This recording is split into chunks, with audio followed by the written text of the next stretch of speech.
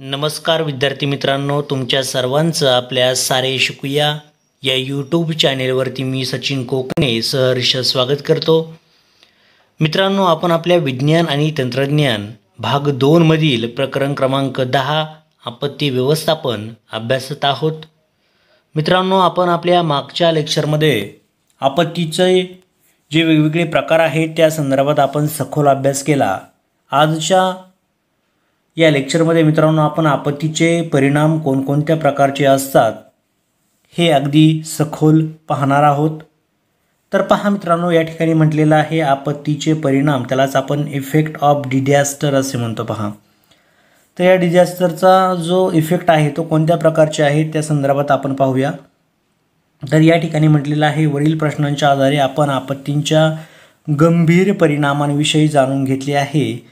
पुरांमध्ये रहदारीचे पूल वाहून जाणे, नदीकाठच्या गावांमध्ये पाणी शिरणे, अन्नाची तूट निर्माण होणे अशा समस्या निर्माण होतात। पहा मित्रांनो, महत्त्वाच्या समस्या कोणत्या निर्माण होतात तर आपत्तीच्या गंभीर परिणामांविषयी जाणून घेतले। त्यामध्ये पुरांमध्ये रहदारीचे पूल वाहून जाणे। पहा मित्रांनो, जे महत्त्वाची वाहतूक ज्या पुलांवरून चालते ते पुलच जर मित्रांनो वाहून गेले तर त्या ठिकाणी मोठ्या प्रमाणावरती जी वाहतूक आहे मित्रांनो त्या ठिकाणी ती ठप्प होणार आहे हे आपल्याला माहीत आहे। त्याचप्रमाणे नदीकाठच्या गावांमध्ये पाणी शिरणे। मित्रांनो, जर गावामध्ये जर पाणी शिरलं तर गावामध्ये असणारी जी घरं असतात त्या घरांमध्ये सुद्धा मोठ्या प्रमाणावरती पाणी शिरल्याचं आपल्याला ग्रामीण भागामध्ये पाहायला भेटतं। त्याचप्रमाणे काही ठिकाणी अन्नाची तूट निर्माण होते। मित्रांनो, काही ठिकाणी अशा महापूर असेल किंवा वेगवेगळ्या ज्या समस्या येतात, वेगवेगळ्या ज्या प्रकारच्या ज्या आपत्ती येतात त्याच्यामुळे त्या ठिकाणी अन्नाची तूट निर्माण होते आणि अशा परिस्थितीमध्ये तेथे मोठ्या प्रकारचा ताण आल्यासारखं आपल्याला दिसतं। भूकंपामध्ये घरांची पडझड होणे। पहा मित्रांनो, मोठा भूकंप जर असेल तर मोठी मोठी घरे सुद्धा त्या ठिकाणी पडतात, मोठ्या मोठ्या इमारती सुद्धा त्या ठिकाणी पडतात। मग अशा वेळेसला काय होतं मित्रांनो, त्या इमारतीखाली अनेक मोठ्या प्रमाणावरती आपल्याला मानवहानी झाल्याचं पाहायला भेटतं। अनेक लोक त्या इमारतीखाली मारली जातात किंवा ज्यांची घरं पडतात त्यांना पुन्हा घरं बांधण्यासाठीची समस्या त्यांच्यापुढे उभी राहते। तर अशा पद्धतीचे वेगवेगळे परिणाम आपल्याला पाहायला भेटतात मित्रांनो। तर त्या ठिकाणी म्हटलेलं आहे की जमिनीला भेगा पडणे असे परिणाम दिसून येतात। वणवा, दुष्काळ या आपत्तीही पर्यावरणावर गंभीर परिणाम करून जातात, परंतु हे आपत्ती नेमक्या कशा स्वरूपाच्या असतात, त्या येण्यापूर्वी निसर्गात काही बदल घडून येतात का, आपत्ती ओढवल्यानंतर त्यांचे परिणाम किती काळ टिकतात, कसे, या सर्वांचा विचार होणे गरजेचे असते। यामुळे आपल्याला आपत्तीच्या स्वरूपाची आणि व्याप्तीची काय होते मित्रांनो कल्पना येते। पहा, तर त्या संदर्भात काय म्हटलेलं आहे ते आज आपण पाहणार आहोत। तर देशाच्या अर्थव्यवस्थेवरती आपत्तीमुळे निश्चितच परिणाम होतो, पण तो आपत्ती व अर्थव्यवस्थेच्या सापेक्ष असतो। म्हणजे बंदर उद्ध्वस्त झाले की त्यांच्या पुनरुभारणीसाठी बराच निधी झाल्याने त्याचे अर्थव्यवस्थेवर दूरगामी परिणाम होतात। पहा मित्रांनो, जर एखाद्या ठिकाणचा पूल जर तुटला तर तो पूल बांधण्यासाठी आपल्या देशाची जी अर्थव्यवस्था असते ती त्या ठिकाणी वापरावी लागते। मग अशा परिस्थितीमध्ये त्या पुलाला येणारा जो खर्च असतो किंवा इतर आपत्तीसाठी येणारा जो खर्च असतो तो मोठ्या प्रमाणावरती असतो आणि अशा वेळेसला त्या ठिकाणी मोठ्या प्रमाणावरती आपल्या आर्थिक मालमत्तेवरती परिणाम झाल्याचा आपल्याला दिसून येतं आणि अर्थव्यवस्थेवरती परिणाम झाल्याचं आपल्याला मित्रांनो पाहायला भेटतं। देशाची जी अर्थव्यवस्था असते मित्रांनो ती मोठ्या प्रमाणावरती डबघाईला आल्याचं आपल्याला पाहायला भेटतं, धोक्यात आल्याचं आपल्याला पाहायला भेटतं।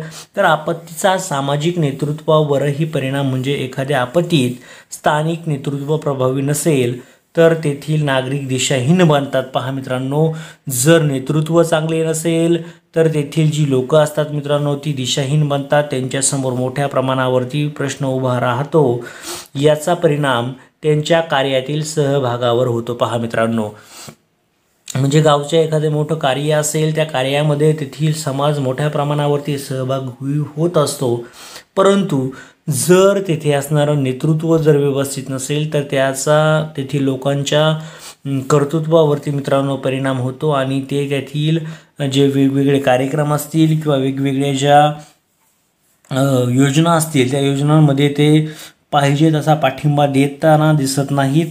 आपत्ती काळात प्रशासकीय अडचणी उद्भवतात. स्थानिक स्वराज्य संस्थांना आपत्तीची झळ पोहोचल्यास त्या अनुषंगाने असणारे इतर विभागही आपत्तीत सक्षमपणे तोंड देऊ शकत नाही. संबंधित सर्व विभागांना या आपत्तींचा फटका बसतो व तेथील सर्व व्यवस्था काय जाते मित्रांनो, कोलमडून जाते. हे आपल्याला माहिती असेल, कोलमडून पडते असंही म्हणता येईल. पहा मित्रांनो, आता तुम्हाला पुढे काही प्रश्न विचारलेले आहे. ते प्रश्न पहा मित्रांनो, अशा पद्धतीने तुमच्या समोर ठेवलेला आहे. विचार करा. अशी कल्पना करा की शाळेमध्ये अथवा क्रीडांगणावर खेळत असताना अपघातासारखी एखादी आपत्ती ओढवली तर तिचे तुमच्यावर व सभोवतालच्या वातावरणावर काय परिणाम होतील. पहा मित्रांनो, यासारखा अनुभव हा प्रत्येक विद्यार्थ्याने घेतलेला आहे. तुमचा अनुभव आपल्या कमेंट बॉक्समध्ये मित्रांनो तुम्ही शेअर करा की तुमच्यावरती खेळादरम्यान कशा पद्धतीने आपत्ती आलेली होती. बऱ्याचदा विद्यार्थी मित्रांनो, माझाही अनुभव आहे, ज्या वेळेसला आम्ही कबड्डीसारखे खेळ खेळायचे त्यावेळेसला बऱ्याचदा पायाला दुखापत व्हायची. मग अशा अवस्थेमध्ये पहा मित्रांनो, त्या ठिकाणी एक प्रकारची आपत्ती आल्यासारखं वाटायचं. आपल्याला माहीतच असेल की वेगवेगळे जे क्रिकेटियर असतात किंवा क्रिकेट खेळणारे जे मोठे मोठे प्लेयर असतात त्यांनासुद्धा मोठ्या प्रमाणावरती आपत्ती आल्याचं पाहायला भेटते. मध्येच एखादा पाय लचकला जातो, हात मध्येच कुठंतरी दुखला जातो आणि या समस्या म्हणजेच एक प्रकारची काय असते मित्रांनो, आपत्ती असते. तशाच प्रकारच्या आपत्त्या तुम्हाला क्रीडांगणावरती सुद्धा आल्याचं दिसत असेल किंवा रनिंग करताना पहा मित्रांनो, तुमचा पाय कधीतरी लचकलेला असेल. म्हणजे यासारख्या अनेक गोष्टी आपल्या रोजच्या जीवनामध्ये आपल्याला पाहायला भेटतात आणि ते अनुभव हे अविस्मरणीय असतात, ते नेहमी लक्षात राहतात आणि ही एक प्रकारची काय असते मित्रांनो, आपत्ती असते आपल्यावरती आलेली. पहा, तर आता खाली तुम्हाला एक तक्ता दिलेला आहे, तो तक्ता पूर्ण करायला सांगितलेला आहे. पहा, तो तक्ता पूर्ण करण्याआधी वरती काय म्हटलेलं आहे ते आपण वाचूया. तक्ता तयार करा. आपत्ती ओढवल्यास विविध प्रकारच्या समस्या निर्माण होतात. खालील संकल्पना चित्रात काही परिणाम देण्यात आलेले आहेत, त्यांचे वाचन करून इतर परिणामांबद्दल माहिती रिकाम्या चौकटीत लिहा. तर मित्रांनो, आपण ते पाहणार आहोत कशा पद्धतीने आपल्याला ती माहिती भरता येईल. तर पहा मित्रांनो, या ठिकाणी म्हटलेलं आहे की आपत्ती आणि त्या आपत्तीचे वेगवेगळे जे परिणाम सांगितलेले आहेत त्याच्यामध्ये पर्यावरणीय परिणाम असेल, त्यानंतर प्रशासकीय आणि व्यवस्थापकीय परिणाम असेल, राजकीय परिणाम असेल, वैद्यकीय परिणाम असेल, आर्थिक परिणाम असेल, सामाजिक असेल, असे वेगवेगळे परिणाम तुमच्या समोर त्या ठिकाणी टेबलमध्ये तक्त्यामध्ये दाखवलेले आहेत. तर त्यामधील आपण एक एक परिणामाचा काय करूया मित्रांनो, अभ्यास करूया. जर या ठिकाणी जर पाहिला असेल तर तो पर्यावरणीय परिणाम आहे.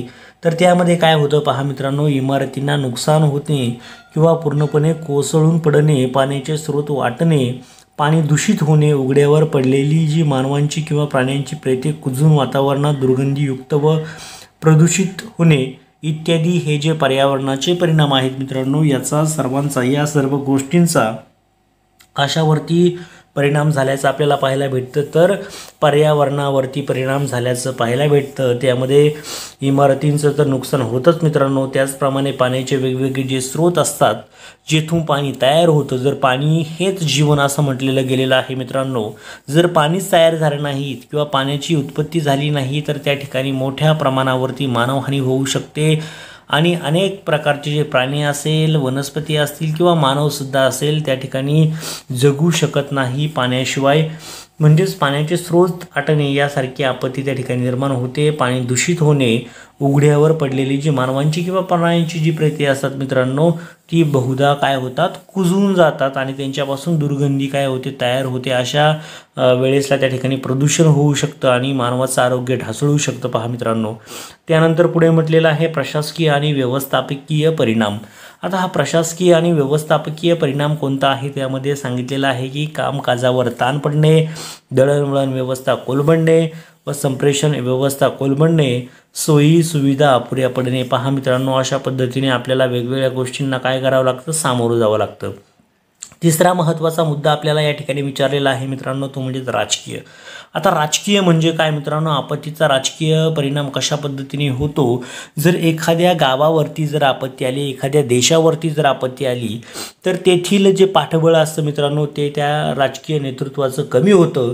आणि काही वेळेसला आपल्याला असं पाहायला भेटतं मित्रांनो या घटकामध्ये, की त्या ठिकाणचं जे राजकीय नेतृत्व जर सक्षम नसेल तर अशा वेळेसला बऱ्याच ठिकाणी नुकसान होऊ शकतं.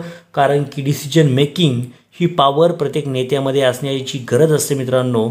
आणि ती जर पॉवर असेल तर त्या ठिकाणी त्याचा फायदा होतो. काही जे नेते असतात किंवा काही नेतृत्व अशी असतात की ते दुरोगामी विचार करून वेगळ्या प्रकारची योजना त्यांनी तयार केलेली असते. अगदी संकटाच्या कालावधीमध्ये जर आपण पाहिलं तर ते काय करतात, संकटांना सामोरं जातात, त्यांच्या टीमला घेऊन सामोरं जातात. परंतु काही संकट अशी असतात की त्यामध्ये राजकीय परिणाम घडून येतात. त्यामध्ये त्यांचं असणारं जे बजेट असतं मित्रांनो त्या ठिकाणी कोलमडलं जाऊ शकतं. आणि अशा वेळेसला राजकीय परिणाम त्या ठिकाणी आपल्याला दिसून येतो. आणि त्यांचं जे एकंदरीत जे वर्किंग त्यांना करायचं असतं मित्रांनो, त्यासारखे मोठे मोठे प्रश्न त्यांच्यासमोर उभे राहतात. देशावरती तर संकट येतच, परंतु त्या राज्यावरती, त्या जिल्ह्यावरती किंवा त्या तालुक्यावरती आणि त्या प्रत्येक गावावरती त्या ठिकाणी संकट आल्याचं आपल्याला मित्रांनो पाहायला भेटतं. आणि तेथील राजकीय व्यवस्था कोलमडली जाते. पुढचं महत्त्वाची जी आपत्ती असते मित्रांनो ती म्हणजेच वैद्यकीय, ज्यामध्ये जखमी होणे, भावनिक मानसिक ताण निर्माण होणे, साथीचे रोग पसरणे, आपदग्रस्तांचा मृत्यू होणे इत्यादी परिणाम आपल्याला मित्रांनो पाहायला भेटतात. म्हणजे यासारखे वैद्यकीय परिणाम आपण त्या ठिकाणी म्हणतो तयार होतात. त्यानंतर आर्थिक परिणाम कोणकोणते आहेत त्या संदर्भात पाहूया. मोठ्या प्रमाणावर अचानक निधी खर्च होणे, विकासाच्या इतर घटकांवर निधीचा तुटवडा निर्माण होणे, उत्पन्न घटणे इत्यादी हे कोणते परिणाम आहेत मित्रांनो, आर्थिक परिणाम आहेत. हे तुमच्या लक्षात आलेलं असेल. या ठिकाणी म्हटल्याप्रमाणे हे सर्व कोणते परिणाम आहेत तर आर्थिक आहेत. म्हणजे मोठ्या प्रमाणावरती अचानक निधी खर्च होणे, विकासाच्या इतर घटकांवर निधीचा तुटवडा निर्माण होणे, उत्पन्न घटणे इत्यादी घटना मित्रांनो आपल्याला काय होतात पाहायला भेटतात. आणि सगळ्यात महत्त्वाचा जो थर असतो मित्रांनो तो थर म्हणजे सामाजिक परिणाम कोणकोणते होतात. आता सामाजिक परिणाम म्हणजे काय मित्रांनो, आपण सर्व ज्या समाजामध्ये राहतो तो म्हणजे समाज. तर महत्त्वाचं म्हणजे मित्रांनो ज्या वेळेसला आपत्ती येते, ज्या वेळेसला आपत्ती येईल त्यावेळेसला बऱ्याच लोकांची घरे मित्रांनो त्या ठिकाणी वाहून जातात. मग अशा परिस्थितीमध्ये काय करावं लागेल, घर बांधणे ही एक प्रकारची समस्या त्या समाजाच्या समोर उभी राहते. दुसरी महत्त्वाची गोष्ट म्हणजे अशा वेळेसला जर आपत्ती आली मित्रांनो किंवा महापूर आला किंवा इतर प्रकारची जर आपत्ती आली तर अशा वेळेसला त्या ठिकाणी त्या कुटुंबावर, त्या देशावर, त्या राज्यावरती मित्रांनो अन्न आणि पाण्यासारखे मोठे प्रश्न त्या ठिकाणी उभे राहतात. अनेक देशांमध्ये सुद्धा मित्रांनो आपण पाहिलं आहे की दुसऱ्या देशातून त्या ठिकाणी अन्न आणि पाण्याचा पुरवठा करावा लागतो, अशी सुद्धा परिस्थिती निर्माण होते. काही गावांमध्ये मित्रांनो जर आपण पाहिलं असेल तर त्या ठिकाणी सुद्धा संपूर्ण गाव मित्रांनो आपत्तीच्या ज्या संकटामध्ये अडकलेलं असतं. आणि मग अशा परिस्थितीमध्ये काय केलं जातं, शेजारच्या गावांनी किंवा तेथील जी राजकीय यंत्रणा असते मित्रांनो तेथील जे सर्व प्रमुख असतात किंवा त्यांच्या मार्गदर्शनाखाली तेथील गावातील लोकांना अन्न आणि इतर वस्तूंचा पुरवठा करावा लागतो. ज्या मानवाच्या मूलभूत गरजा असतात मित्रांनो त्या गोष्टींचा पुरवठा तेथील लोकांना करावा लागतो. तेथील प्रशासनाच्या सहाय्याने तेथील जी संकटे असतात मित्रांनो, अन्न, वस्त्र, पाणी किंवा इतर ज्या सोयीसुविधांची आवश्यकता असते त्या ठिकाणी ढासळू शकतात. सामाजिकमध्ये महत्त्वाचा घटक म्हणजे शिक्षण. आणि या शिक्षणामध्ये अशा परिस्थितीमध्ये तेथील विद्यार्थ्यांचं मोठ्या प्रमाणावरती मित्रांनो नुकसानसुद्धा होऊ शकतो. म्हणजे अशा पद्धतीचे वेगवेगळे सामाजिक परिणाम, तेथील आरोग्य मित्रांनो ढासळू शकतं. म्हणजे हा सुद्धा एक सामाजिक परिणामाचा मोठा प्रश्न आहे मित्रांनो. म्हणजे असे वेगवेगळे प्रश्न मित्रांनो असंख्य मांडता येतील. आपण मांडू तेवढेच प्रश्न काय आहेत मित्रांनो, तेवढ्या समस्या, तेवढी आपत्ती काय आहे मित्रांनो कमीच आहे. तर अशा पद्धतीने आपण हा टेबल या ठिकाणी पूर्ण करून घेतला. त्यानंतर पहा मित्रांनो तुम्हाला पुढच्या पानावरती आपल्याला जायचं आहे. तर पहा मित्रांनो या ठिकाणी आपत्तींचे स्वरूप व व्याप्ती, त्यालाच आपण nature and scope of disaster असे म्हणतो. तर या आपत्तीचे स्वरूप कोणकोणते आहे आणि त्याची व्याप्ती किती प्रमाणावरती आहे हे आपल्याला या ठिकाणी अभ्यासायचं आहे। तर आपत्तीच्या व्याप्तीचा विचार करता काही महत्त्वाच्या बाबी विचारात घ्याव्या लागतील, त्या पुढील प्रमाणे आहे। त्या बाबी कोणत्या आहेत मित्रांनो पहा। तर त्याचं स्वरूप कोणकोणतं असतं मित्रांनो या ठिकाणी म्हटलेलं आहे। यावरती तुम्हाला प्रश्न असू शकतो। आपत्तीपूर्वीचा काळ त्यालाच प्री डिझास्टर असे म्हणतात। प्री म्हणजे पूर्वीचा मित्रांनो, आपत्तीपूर्वीचा काळ त्याला प्री डिझास्टर असे म्हणतात। दुसरा जो असतो मित्रांनो इशारा काळ त्यालाच वॉर्निंग फेज असे म्हणतात, ज्यामध्ये आपल्याला काळजी घ्यायची असते। तिसरी जी महत्त्वाची स्टेट असते मित्रांनो किंवा अवस्था असते त्यामध्ये आणीबाणीचा काळ असतो, इमर्जन्सी फेज असते। त्यानंतरची फेज जी असते ती म्हणजे पुनर्वसनाचा काळ असतो, रिहॅबिलिटेशन फेज असे म्हणतात मित्रांनो। त्यानंतर प्रतिशोधनाचा काळ असतो त्यालाच रिकव्हरी फेज असे म्हणतात। पुनर्निर्माणाचा काळ असतो त्यालाच रिकन्स्ट्रक्शन फेज असे म्हणतात। पहा मित्रांनो म्हणजे काय होतं मित्रांनो या ठिकाणी आपल्याला पाहायला भेटतं की पहिली जी स्टेज असते ती आपत्तीपूर्वीचा काळ असतो, जो आपल्याला बऱ्याचदा समजतो आणि बऱ्याचदा समजतसुद्धा नाही। त्यानंतर बऱ्याचदा एखादं संकट आलं तर त्या ठिकाणी वॉर्निंगचा काळ असतो मित्रांनो, इशारा आपल्याला भेटतो। त्यानंतरचा जो असतो तो म्हणजे समजा ती आपत्ती आली तर त्या ठिकाणी आणीबाणीचा काळ त्या ठिकाणी लागू केला जातो आणि आणीबाणी लागू झाल्यानंतर त्या ठिकाणी जे वेगवेगळे प्रश्न असतात मित्रांनो, त्या गावाचं किंवा त्या एखाद्या परिसराचं झालेलं जे नुकसान असतं ते भरून काढण्याचा जो काळ असतो त्यालाच म्हणतात रिहॅबिलिटेशन, त्यालाच म्हणतो आपण पुनर्वसनाचा काळ असे म्हणतो। आणि त्यामध्ये पुनर्वसन झाल्यानंतर तेथील जे रिकवर करणे किंवा तेथील जे प्रतिशोधनाचा काळ असतो मित्रांनो तो पूर्ण करावा लागतो। आणि शेवटचा जो महत्त्वाचा भाग असतो तो म्हणजे रिकन्स्ट्रक्शन फेज, म्हणजे त्याची पुनर्बांधणी करणे, पुनर्निर्माणाचा जो काळ असतो मित्रांनो तो या ठिकाणी 6वा मुद्दा या ठिकाणी दिलेला आहे, तो आपण या ठिकाणी समजून घेऊया। तर त्याआधी या ठिकाणी म्हटलेलं आहे की महापूर या आपत्तींचे स्वरूप व व्याप्तीवरील 6 भागांच्या अनुषंगाने स्पष्ट करा। तर एखादा महापूर जर आला मित्रांनो तर महापूर येण्यापूर्वी आपल्याला माहिती आहे की आपत्तीपूर्वीचा काळ म्हणजे आपल्याला साधारणतः माहीत असतं की या परिसरामध्ये महापुराचं जे थोडक्यामध्ये सांगायचं म्हटलं तर महापूर हा साधारणतः दरवर्षी मोठ्या प्रमाणावरती या ठिकाणावरून पाणी वाहतंय हे तेथील प्रशासनाला माहीत असतं। ती जी स्टेज असते तिला म्हणतो आपण आपत्तीपूर्वीचा काळ असतो, आपत्ती येण्यापूर्वीचा महापूर येण्यापूर्वीचा काळ असतो। त्यानंतर तेथे जर पाण्याची पातळी वाढत असेल तर तो एक मोठ्या प्रकारचा वॉर्निंग फेज असते मित्रांनो, त्यालाच आपण इशारा असे म्हणू शकतो। त्यानंतर महापूर आल्यानंतर तेथील समाजावरती तेथील जी व्यवस्था आहे मित्रांनो त्यावरती जे परिणाम होतात, काही महापुरामध्ये बरीच लोक वाहून जातात, तेथील काही घरे वाहून जातात। मग ही जी असते ती इमर्जन्सी फेज असते मित्रांनो, तेथील जे आर्थिक नुकसानसुद्धा होतं बऱ्याचदा। त्यानंतर हे झाल्यानंतर काही घरं वाहून गेल्यानंतर त्या ठिकाणी मित्रांनो पुनर्वसनाचा काळ येतो, त्याला रिहॅबिलिटेशन फेज असे म्हणतात। महापूर आल्यानंतर तिथलं प्रतिशोधनाचा काळ निर्माण होतो, त्याला रिकव्हरी फेज असे म्हणतात। आणि या महापुराचं पुनर्बांधणी पुनर्निर्माण कसं करायचं तो काळ असतो त्याला रिकन्स्ट्रक्शन फेज असे म्हणतात। म्हणजे तुम्हाला या महापुराचे हे सर्व मुद्दे घेऊन तुम्ही स्पष्टीकरण देऊ शकता। हे मुद्दे मित्रांनो तुमच्या लक्षात आलेले पाहिजे। आता आपण त्याच्यामधला एक एक मुद्दा काय करूया समजावून घेऊया। तर या ठिकाणी म्हटलेलं आहे आपत्तीच्या स्वरूप आणि व्याप्तीचा सखोल विचार करता सर्वसामान्य नागरिकांच्या दृष्टीने आपत्तीचे 3च भाग संवेदनशील असतात। पहा की जे महत्त्वाचे असतात, संवेदनशील असतात, जे मानवाच्या मनावरती परिणाम करून जातात किंवा ते त्यासाठी असणाऱ्या मूलभूत गरजेपैकीच महत्त्वाचे असतात। तर या ठिकाणी म्हटल्याप्रमाणे आणीबाणीची अवस्था असते। पहा मित्रांनो या अवस्थेत वैशिष्ट्य म्हणजे ह्याच काळात वेगाने हालचाली करून जास्तीत जास्त लोकांचे प्राण वाचवता येतात। त्यामध्ये शोध आणि बचाव कार्य, वैद्यकीय मदत, प्रथमोपचार, संपर्क व दळणवळण व्यवस्था पूर्ववत करणे, धोकादायक विभागातून नागरिकांचे स्थलांतर करणे या व इतर अनेक कृती अपेक्षित असतात। ह्याच काळात आपत्तींचा अंदाज बांधता येतो मित्रांनो। त्यानंतर पुढे म्हटलेलं आहे संक्रमणावस्था म्हणतो आपण त्याला, किंवा संक्रमणावस्था जी असते मित्रांनो, किंवा संक्रमण म्हणजे वाढ त्या ठिकाणी पाहायला भेटते।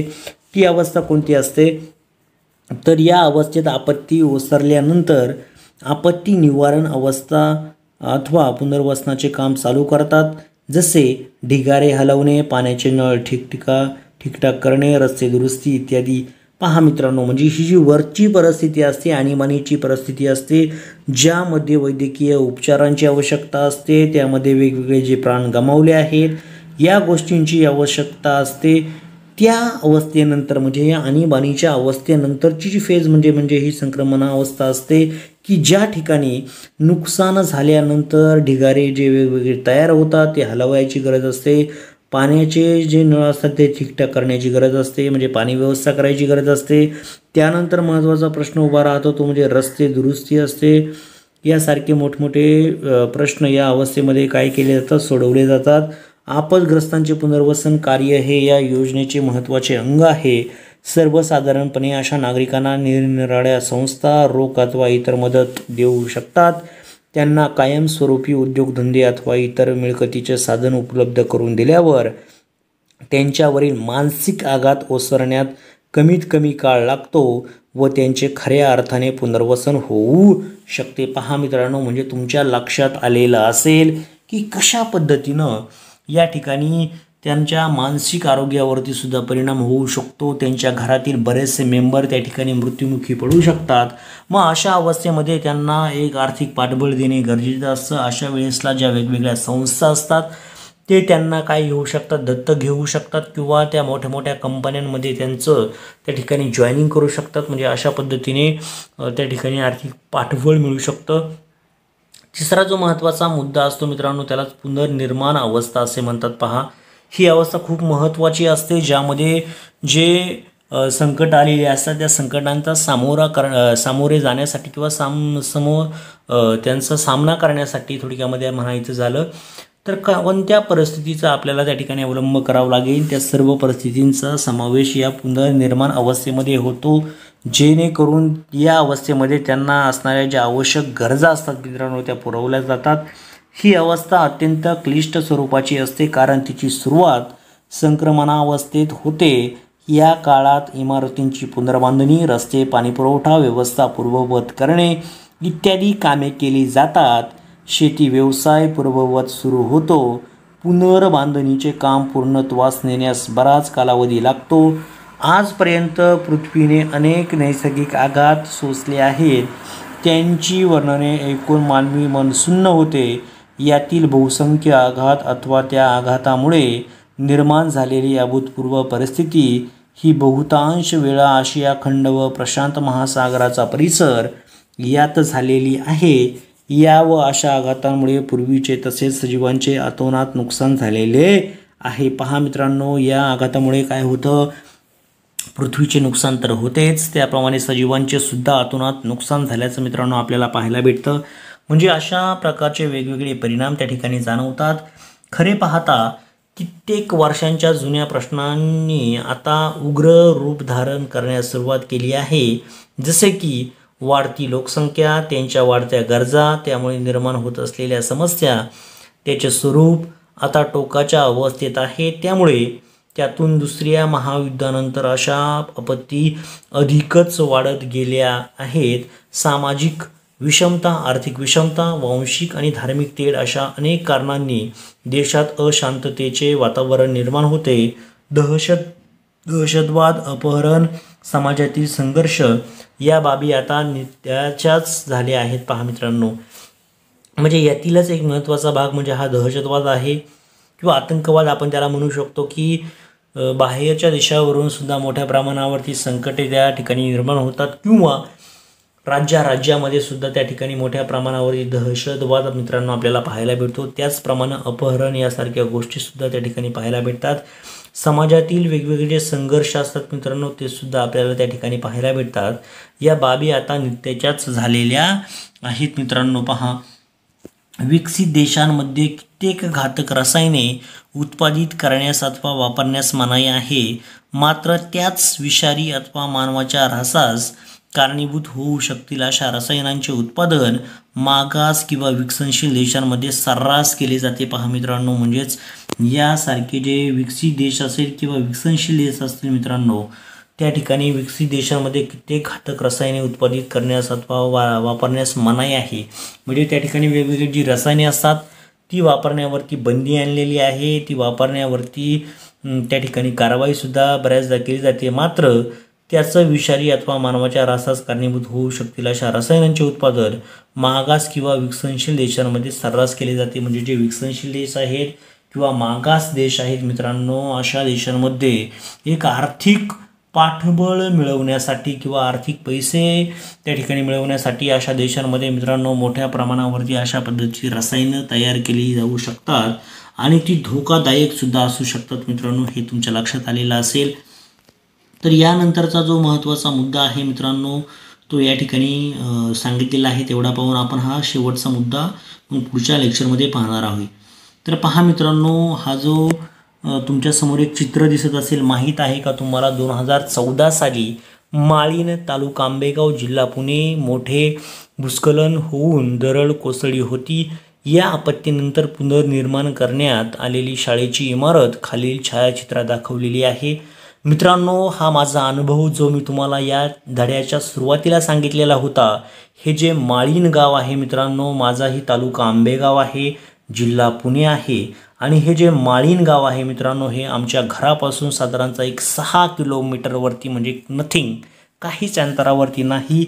तर या माळीण गावाची घटना मित्रांनो त्या ठिकाणी घडलेली होती आणि या घटनेनंतर ही शाळासुद्धा आम्ही प्रत्यक्ष जाऊन त्या ठिकाणी पाहिलेली आहे. या शाळेचं रूपांतर, ही जुनी शाळा होती मित्रांनो, ही जुनी शाळा या पाण्याच्या खाली काय गेली अशा पद्धतीने मोठ्या प्रमाणावरती दरड कोसळलेली होती. दरड कोसळल्यामुळे तेथील गावावरती मोठ्या प्रमाणावरती संकट आलेलं होतं आणि या संकटाला सामोरं जाण्यासाठी पहा मित्रांनो, तेथील बरीचशी लोक त्या ठिकाणी दगावली गेली आणि त्यानंतर अशा पद्धतीने शाळा त्या ठिकाणी तयार केली. शाळेचं बांधकाम अगदी व्यवस्थित केलेलं आहे, छान केलेलं आहे पहा मित्रांनो.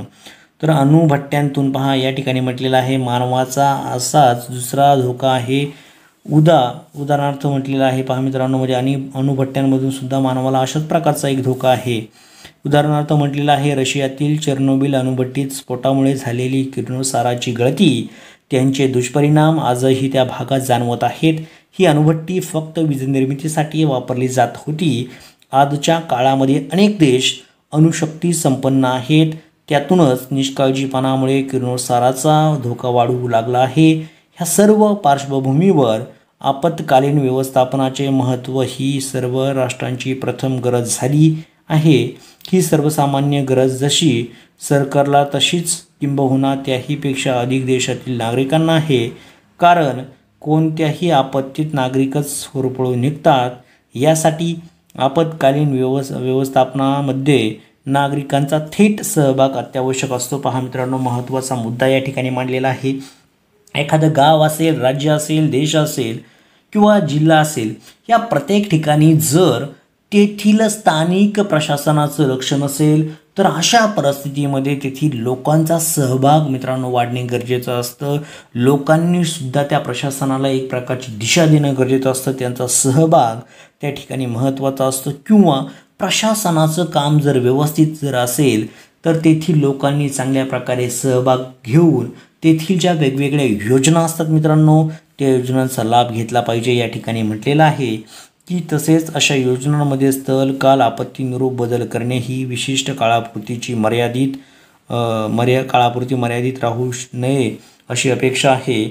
एकंदरीत आपत्ती कसलीही असो त्यावर मात करणे आवश्यक असते. यातूनच आपत्ती व्यवस्थापनाची संकल्पना निर्माण झाली आहे मित्रांनो. आणि म्हणूनच या ठिकाणी आपण त्याला म्हणू शकतो की आपत्ती आपण कशा पद्धतीचे असते जे प्रकार पाहिले, ते प्रकार पाहिल्यानंतर आपण आत्ताच एक महत्त्वाचा मुद्दा अभ्यासला. म्हणजे अशा वेगवेगळ्या प्रकारचे मुद्दे मित्रांनो आपण या प्रकरणामध्ये अभ्यासणार आहोत.